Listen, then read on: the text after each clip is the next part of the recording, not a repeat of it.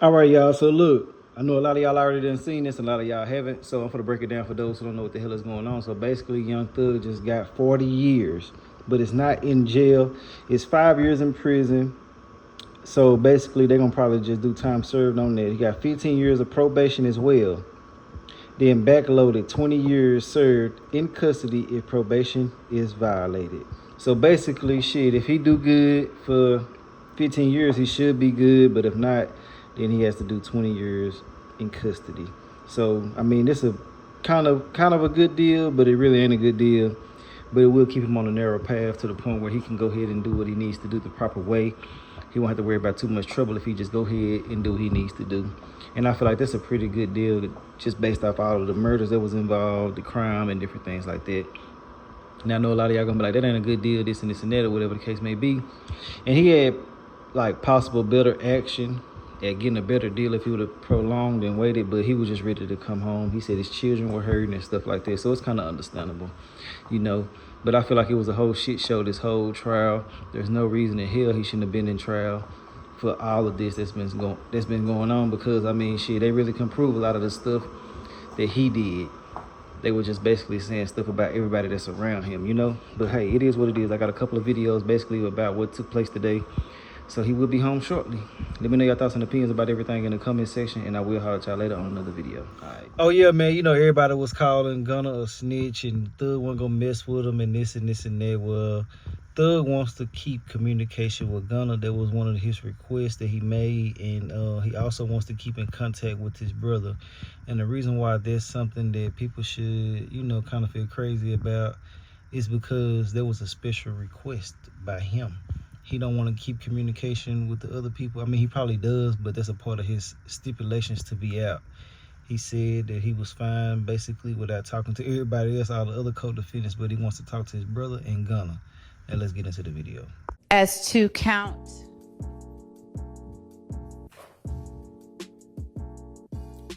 57, participation in criminal street gang activity, how do you plead? I plead guilty.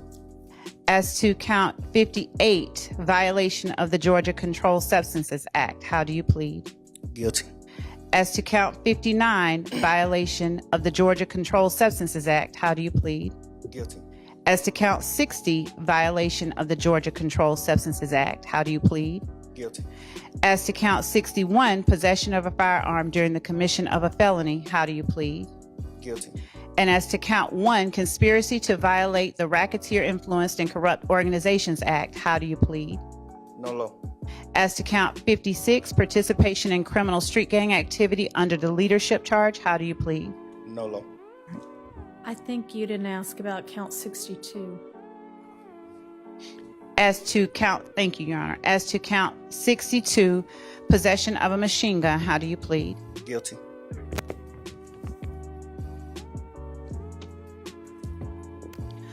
Are you pleading guilty to the offenses you have indicated because you are in fact guilty of these charges? Yes. All right. Are your guilty pleas and your NOLO pleas freely and voluntarily given with the full knowledge of the charges against you? Yes. Do you understand that you may have only a limited right to appeal this guilty plea conviction? Yes. Do you understand that you have only 4 years from today's date for a felony charge, and 12 months from today's date you don't have a misdemeanor charge, but to file a habeas corpus petition challenging the voluntariness and constitutionality of this guilty plea? Yes. Your Honor, also, You have 30 days from today to file a direct appeal from this guilty plea, and until the end of this term of court to file a motion seeking to withdraw the guilty plea, which does not mean it would be granted, but that's the time period, okay? What's a direct appeal? Well, you can talk to your attorneys more about it, but it would be up to one of the, like the Court of Appeals, I think is where this one would go. It was just the time periods. And Your Honor, the state, in addition to the sentence we are asking that the court to impose, Okay. we would also be asking the court to require or to have defendant forfeit all of the property that has been seized and that is currently being held, that was found or recovered or taken from his home after it was searched on May 9th. Do you have any kind of list of what that property is? I mean, I'm not familiar with what was seized. And Your Honor, we're not do, agreeing. Oh, I know. I mean, I assume y'all aren't agreeing to anything. We're not You agreeing would to that. present it as a negotiated plea. We're not, but we do have a list of the All right. property items. Do you have it available right now? Yes, actually, would the court permit us to send it electronically? Sure, Because that's fine. And then if that is not imposed as a condition, is it just get litigated as like any forfeiture matter? Yeah, it would be litigated later on. Yes. It's a civil separate filing Okay. in this court. It's not related to a criminal All right. case. It's related case, but it's unrelated. Understood. And we are sending that to Your Honor Thank you. at this time. And as it relates to the conditions of a conviction under 1615-4, Your Honor, we would ask, or as part of the sentence, defendant would be required to adhere to the requirements, the sentencing requirements of the gang statute, which at least in part require that he not associate with any gang members whatsoever. And I can read the rest of that into the record if the court requires, or I can continue with the factual basis. All right. And let me ask you, because I know that at least while y'all were negotiating, one of the things that I guess was being negotiated was some exception for, I think, somebody that is contractually obligated on his record label. Is that something that the state would still be in agreement to? No, Your Honor. Okay. All right. Go ahead. All right. Your Honor, as part of the requirements of 1615-4, Yes. defendant would, one moment, Your Honor. Under 1615-4, in addition to any other penalty provided by the code section, all sentences imposed under the code section shall require as a special condition of the sentence that the person sentenced shall not knowingly Slow down have... just a tad, because there's a court reporter taking it down. And when we start reading, we read really fast. So go ahead.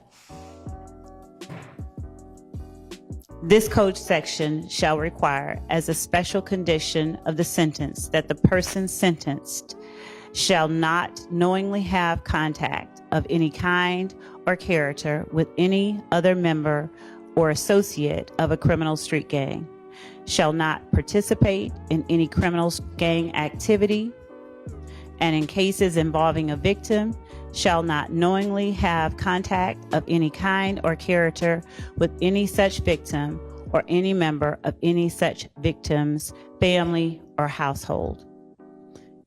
So that is, and we've listed in our indictment the victims of the crimes, the overt acts that have been committed, and under the basic conspiracy law, those are the victims that we are naming.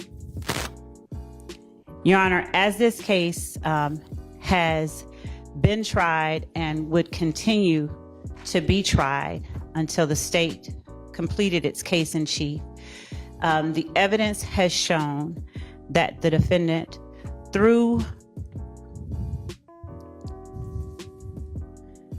throughout the time between 2013 to 2022, conspired with both indicted and unindicted co-conspirators to participate in the enterprise known as Young Slime Life, or YSL, through a pattern of racketeering activity. Throughout that time, multiple conspirators, both indicted and unindicted, and including the defendant, have committed overt acts intended to further the enterprise itself.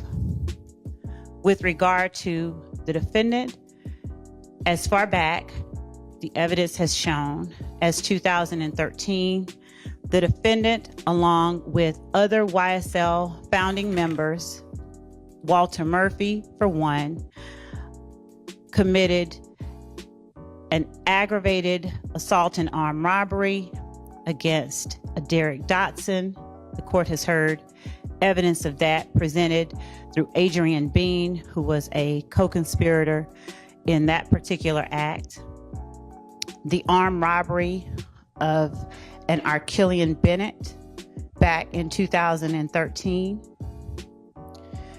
As alleged in the indictment,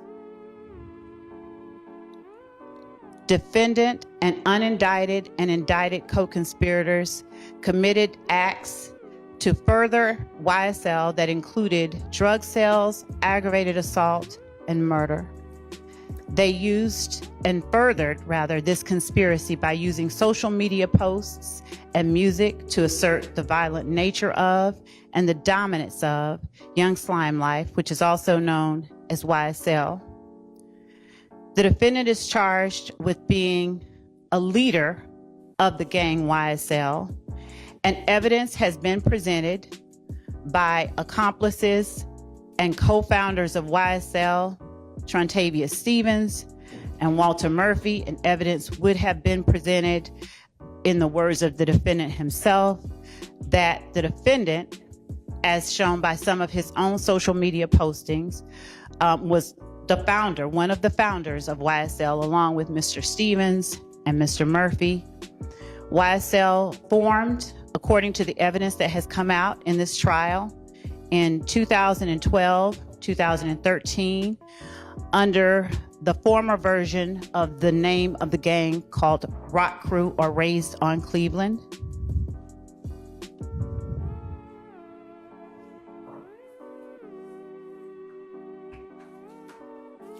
The court has heard evidence of the 2014 and 2015 incidents that have involved conflicts between YSL members and IF gang members, that included someone shooting the window of Mr. Williams' car and armed individuals rushing outside during shootings at Club Crucial to ensure Mr. Williams' safety, shootings at a place called The Dugout where armed individuals rushed to ensure Mr. Williams' safety, shootings at Mr. Kelvin Watts committed by members of YSL,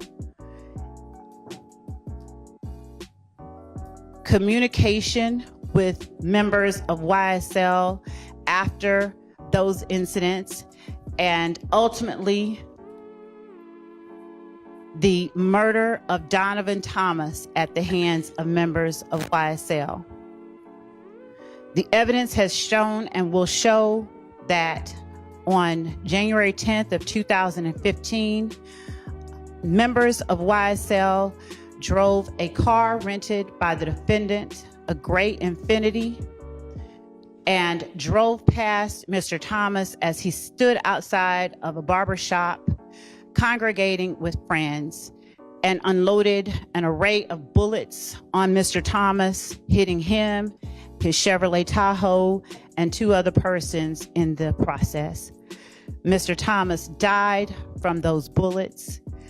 Phone records show that communication was held between Mr. Williams, Mr. Kelvin Treadwell, Mr. Demise McMullen, corroborating accomplice testimony that has been presented in this courtroom regarding what happened, who committed the murder, and what happened to the guns and the vehicles that were used in the murder.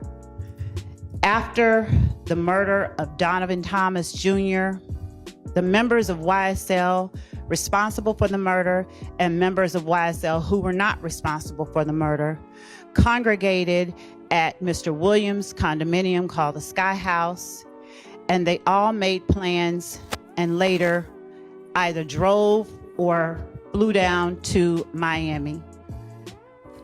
Prior factual acknowledgments by members of YSL include that Mr. Williams gave each of the persons who accompanied him to Miami money to lay low as they left the city following the murder of Mr. Thomas. The evidence has shown the ensuing conflict that occurred after Mr. Thomas was killed. It has shown shootings at Mr. Rashawn Bennett's home, shootings at Mr. Darren Mills' mother's home, and I said Mr. Rashawn Bennett's mother's home. Shootings unrelated to the conflict with members of If Gang, of a Lil Wayne tour bus. That shooting followed the confronting by Atlanta Police Department of members of YSL that drove to the compound where Lil Wayne was making an appearance, and who drove there with the intent to disrupt and cause harm and to shoot up Lil Wayne's tour bus. Lil Wayne was another artist with whom Mr. Williams was having conflict, according to the testimony that had been presented. Mr. Williams had come out at that time with a mixtape that carried the name of an album that Mr. Carter was set to release and was not able to because his label would not allow that to happen. That caused a contractual or the threat of a lawsuit. It caused Mr. Williams angst. He posted about it. He said derogatory things about the persons who were threatening him with the lawsuit. And as a result, he had to rename his mixtape to something different than what he initially intended. The person who ultimately was convicted of shooting that tour bus up, Jimmy Winfrey, is a person that I believe that recordings have come in regarding jail phone calls, rather, from Mr. Winfrey and members of YSL regarding communication about getting a lawyer. Following the shootings that occurred in 2015, music, social media postings, and other acts, overt acts, were committed by Mr. Williams and other members of YSL, taunting members of groups that they considered opposition to YSL, posting of threats of violence by members of YSL against those people. Specifically, the music, Your Honor, contained lyrics such as the following: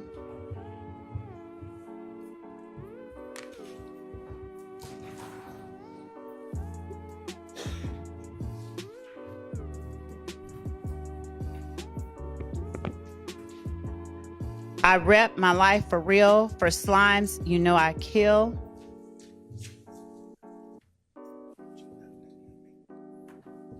I shoot at your mammy, need to stand down. I up my stamina, take it to trial, get an appeal, take it to trial. Pay for that casket, that's just if we whack 'em. YSL slimy and shady, watch me whack that bitch, pop 'em like a cyst, Glock with the assist.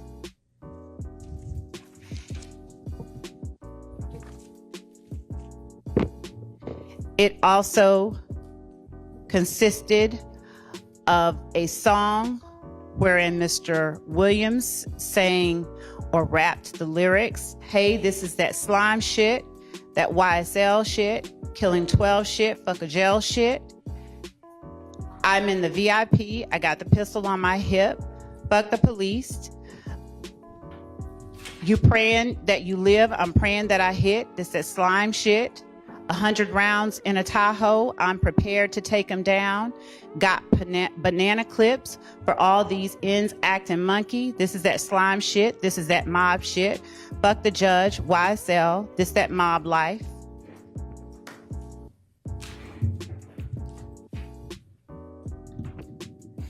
Defendant Williams released a video on YouTube of a song wherein he states, I shot at his mommy. Now he no longer mentions me.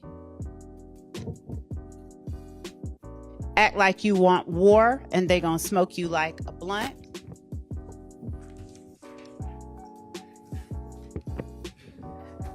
Another song, I escaped every one of the licks because I was supposed to be rich. I don't care nothing about a cop. I'm just telling you how it is.